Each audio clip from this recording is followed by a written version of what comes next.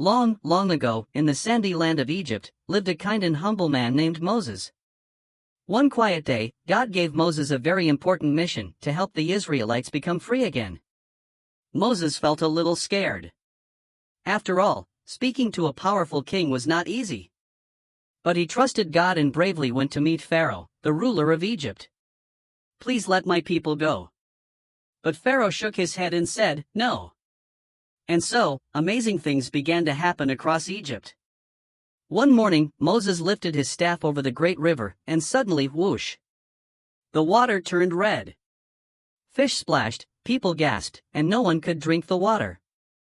Still, Pharaoh would not listen. Then came the frogs. Hop! Hop! Hop! Frogs bounced into kitchens, bedrooms, and even onto dinner plates. Pharaoh begged for the frogs to go away. But when everything was normal again, he changed his mind. Next, tiny bugs filled the air. Bzzzzz. They tickled noses and buzzed in ears. Even Pharaoh's helpers whispered, "This must be God's power." Yet Pharaoh refused again.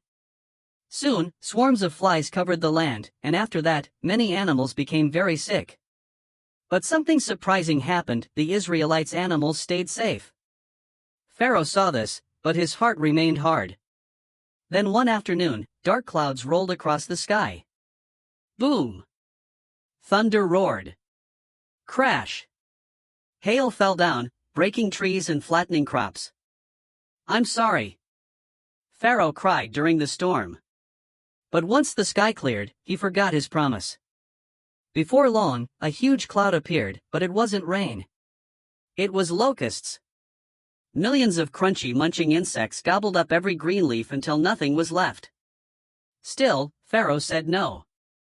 And then, something very unusual happened. For 3 whole days, Egypt was covered in deep darkness. No sunlight. No shadows. Just blackness everywhere. Yet in the homes of the Israelites, warm light shined brightly. God was watching over them. Finally, Pharaoh understood. He called for Moses and said, "Go, take your people and leave Egypt." At last, freedom. With hopeful hearts, Moses led the people through the desert. Families walked together, smiling as the golden sun rose before them. God had kept his promise and guided them to a brand new beginning.